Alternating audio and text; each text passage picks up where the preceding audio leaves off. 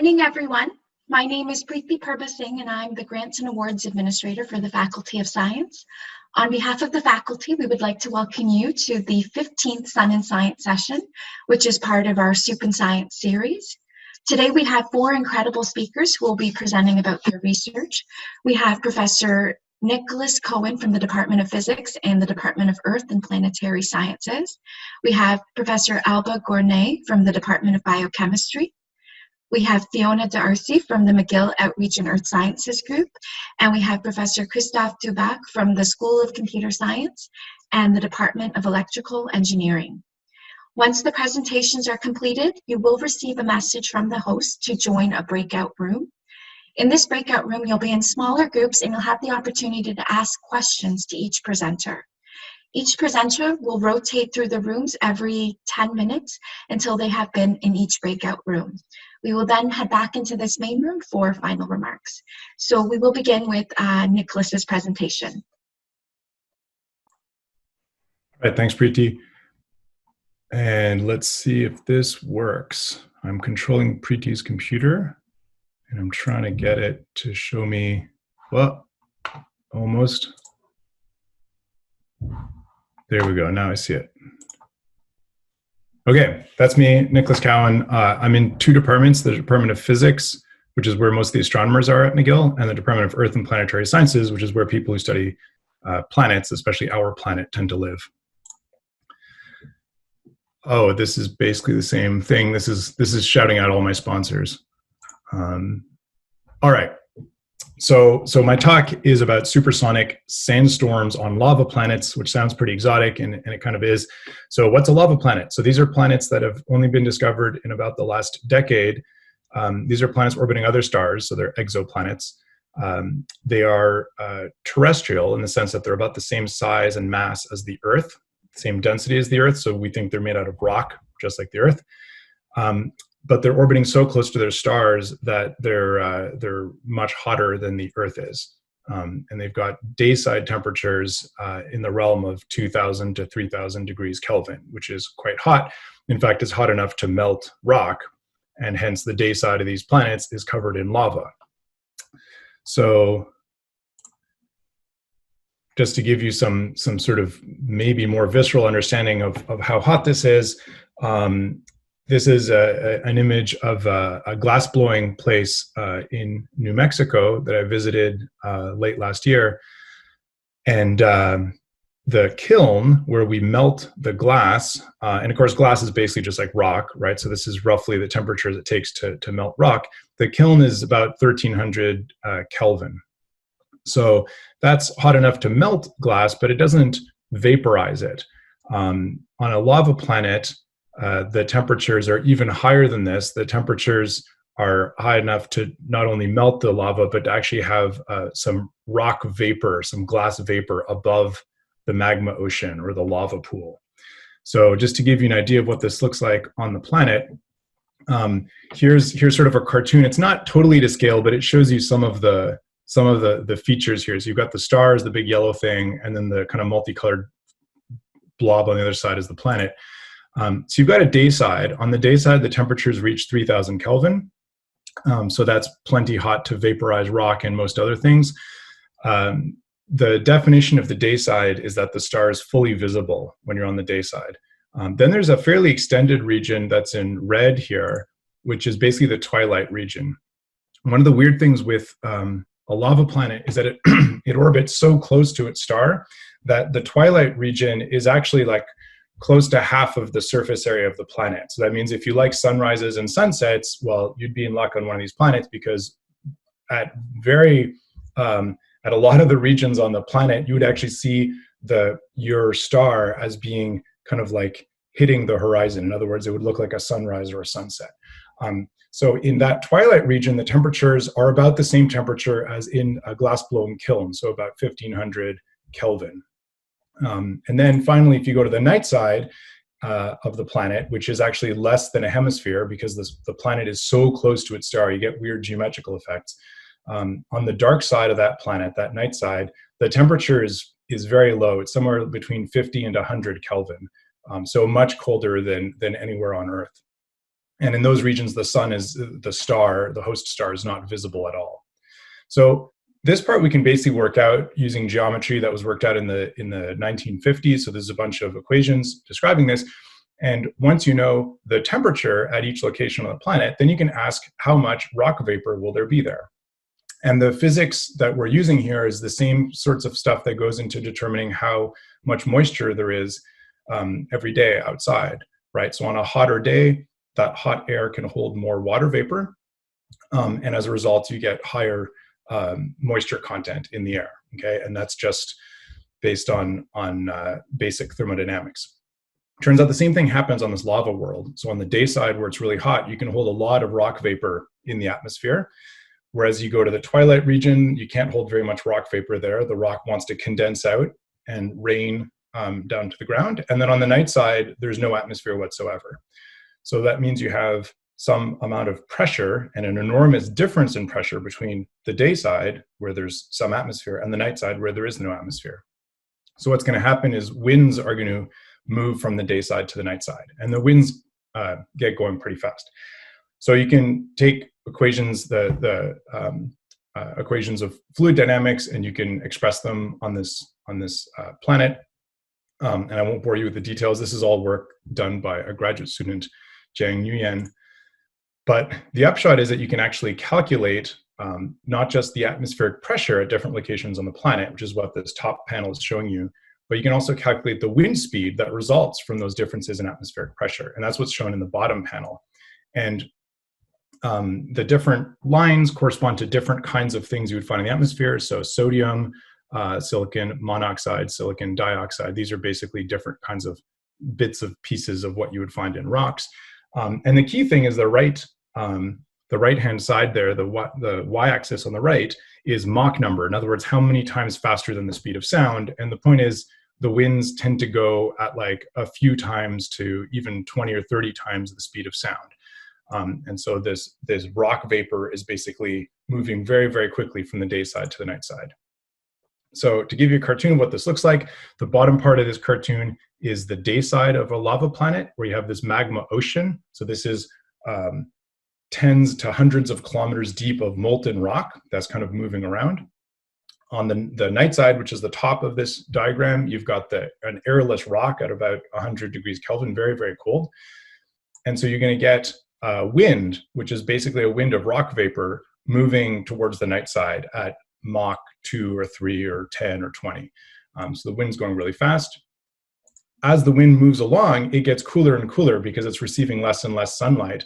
So eventually the rock will condense into little drops of rain, basically, but they're rock rain. So there's like liquid rock raining down on the planet. And then if you go even farther, it gets even colder and you get rock snow. So at that point, the rock snow, this is the name of my talk, this is where it comes from, right? Rock snow is just basically little bits of like sand that are being blown at 20 times the speed of sound. And so hence that's the supersonic sandstorm part right there. These things fall down onto the planet, and the magma ocean underneath it has to return that mass to the day side. Otherwise, you'd end up sticking all of the mass on the night side of the planet, and the planet wouldn't be spherical anymore. So there's a return current, sort of like ocean circulation on Earth, happening through this magma ocean. So that is pretty much it for my talk. Thank you for your attention.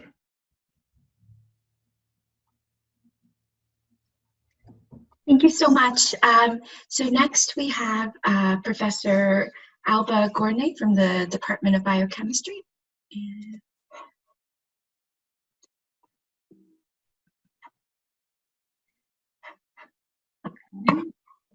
So I'm trying to. Okay. Alba, you should be able to click through now. Yeah, I think I'm good now. Okay. Well, thank you very much for having me here today. We're going to change gears a little bit now because I'm in the Department of Biochemistry, and I like to start. Maybe not. Yeah, I like to start with this talk with this slide and these 6 images, because immediately when you look at these 6 images, they seem unrelated, but all of them have one thing in common: is all of them are going to cause damage on your DNA, from the UV radiation on sunlight to chemicals in tobacco. or chemicals on that burger that was a little bit too well done, pollution, chemotherapy, and of course we've all heard about oxidative stress. If we think about this, every cell in our body will have about 70,000 lesions per day, which is unacceptable to maintain DNA genome integrity. So each one and every cell has mechanisms to repair that DNA. So it's surveillance mechanisms that are going to detect whether there is some sort of damage in your DNA, and they are going to correct it. And how it's correct, it will depend on the type of lesion. So all cells from bacteria to humans have these mechanisms to repair DNA and maintain genome integrity. In humans, this is also important because most cancers have lost at least one of these DNA repair activities, which basically means that they are more dependent on the other ones to repair their own DNA. And the paradigm example of this is something that most of us have here, and it's tumors that are BRCA1 or BRCA2 deficient. Many of breast cancers have defects on the BRCA genes. These tumors cannot do homologous recombination anymore, so cannot repair well these breaks that have affected two strands of DNA. So these tumors are very susceptible to treatments that knock out another DNA repair pathway. And in this case, it's PARP inhibitors that were discovered about 10 years ago and have become a paradigm for treatment for many, many tumors, not only breast cancers, but ovarian, prostate cancers, pancreatic cancers. So this is an excellent opportunity. This provides an excellent opportunity to develop very specific treatments that exploit these deficiencies of the tumors. Of course, to develop more of these therapies, we need to understand three things. We need to understand which is the pathway that we want to mutate. We need to understand what protein or what factor within that pathway would be the best one to target. And we also need to understand how that target functions at a molecular level. And the best way to get that information is using structural biology, because we can get information at the atomic level. And I like to compare structural biology to a light switch. When you enter a room and it's all dark, you don't see anything. But when you switch on that light, then you see the room. With structural biology, it's a bit the same. When you switch on that light, what you see is how proteins look, how DNA looks. You see how they interact together. You can also see how they function. And you get that information at atomic level. So you know exactly where each atom is and how each atom is interacting with any other atom in that structure. That allows us to start designing ways of intervene. So if you want to disrupt this complex between DNA here and protein, you can design small molecules that would break that interaction, and that will disrupt the complex or things like that. But to do these things specifically, you need very detailed information. So what we do in the lab is to use different structural biology techniques. So we use X-ray crystallography, cryo-electron microscopy, small angle X-ray scattering, to define these models where we can start posing questions about how these complexes work. And then we can go back into the lab and use biochemistry, biophysics, and genetics to prove those activities in the bench. So I put this slide here because I want to mention two things. One is that McGill is it's a very exciting place to do structural biology because we have the largest cryo-EM facility in Canada. It's the largest in Canada, and it's one of the best in the world. The second thing that I want to mention is that in biochemistry, we believe that undergraduate education and research go hand in hand. So this is a picture from my lab, obviously from last year, right? So this year we wouldn't be as close or not wearing a mask.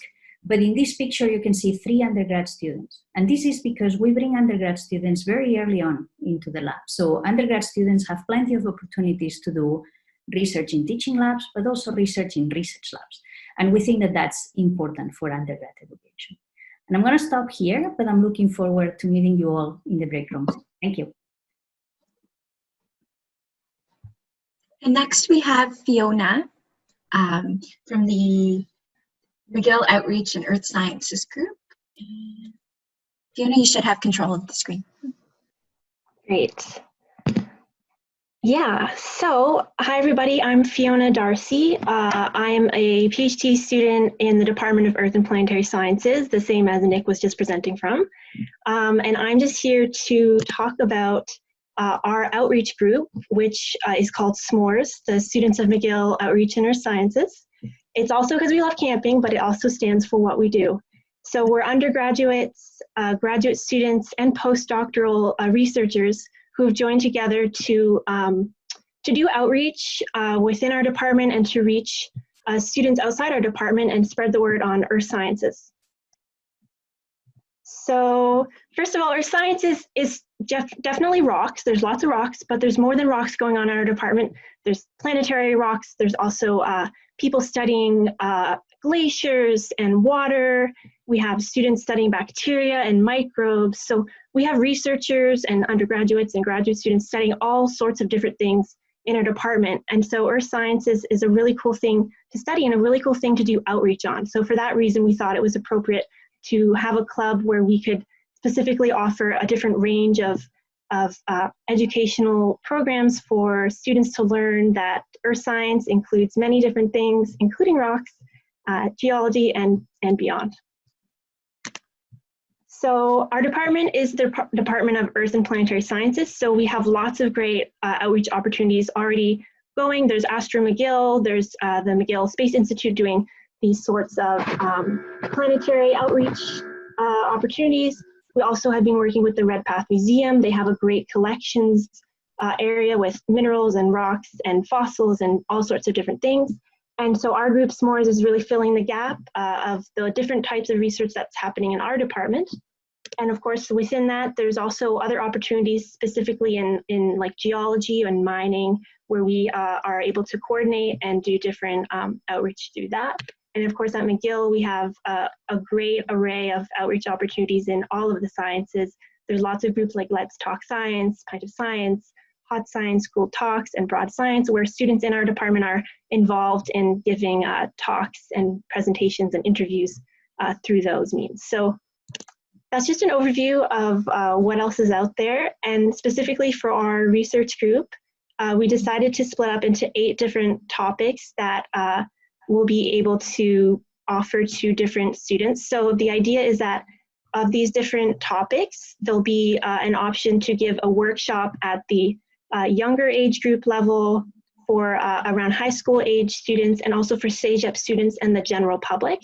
So we can be approached and able to offer these sorts of outreach workshops full of demonstrations, experiments, hands-on, and of course in a remote setting, we're going to be able to do this by Zoom and doing workshops where there'll be materials emailed or mailed to participants at home, and they can then collect materials and do the experiments and do the science and participate that way. So we're a new group.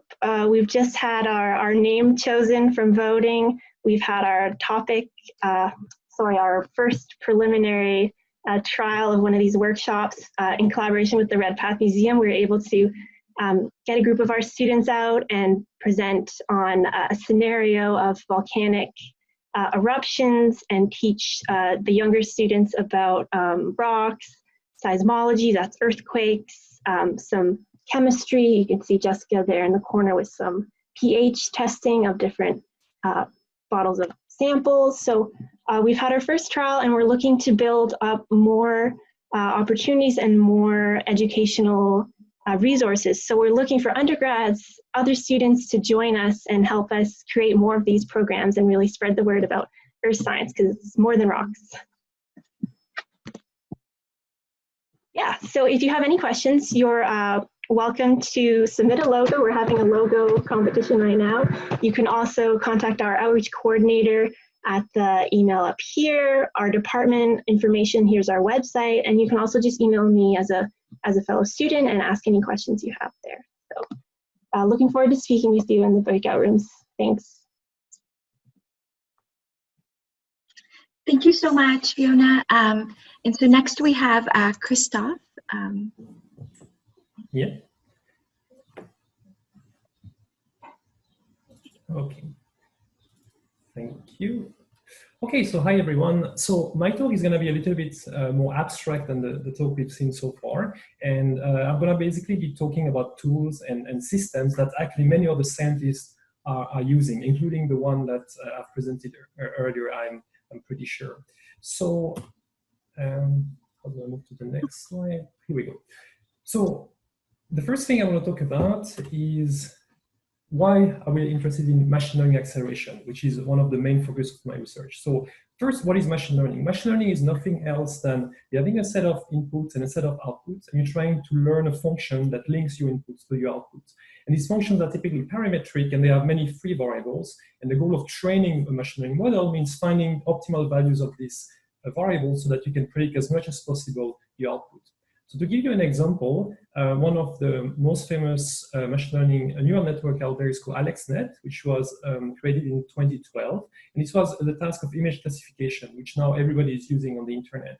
The task is basically you have a set of images and you want to figure out what class of images you're looking at, for instance, flowers, or perhaps even the type of flowers that you have.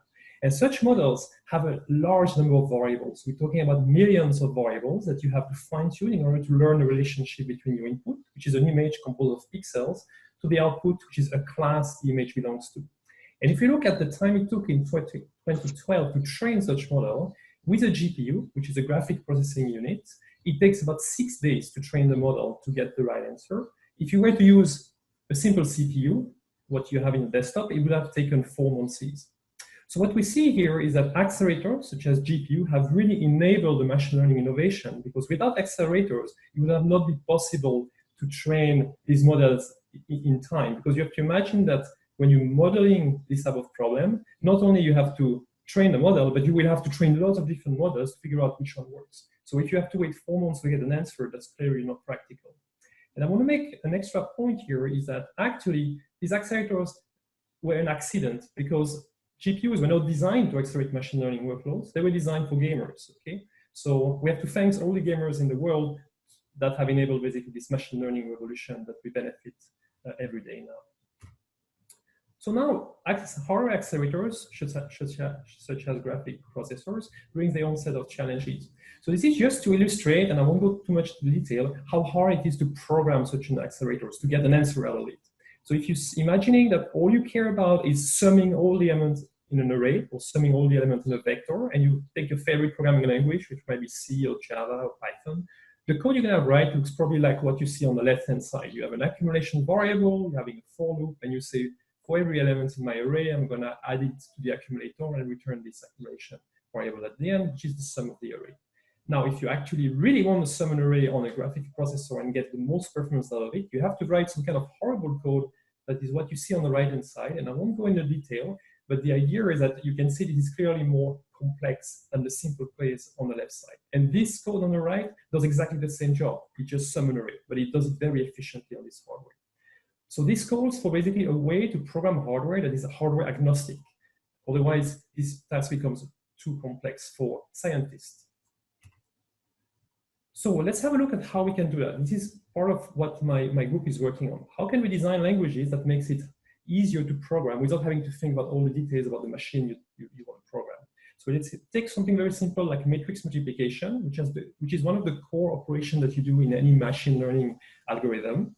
If you can multiply matrices fast, then usually you can train and your machine learning model very fast. So the type of language you would like to design is something that is very close to mathematics, if you like, because this is a kind of universal language, and this is very abstract. And you really want to say something like, for each row in matrix A, for each column in matrix B, do an element-wise product with the row and the column, and then sum the result.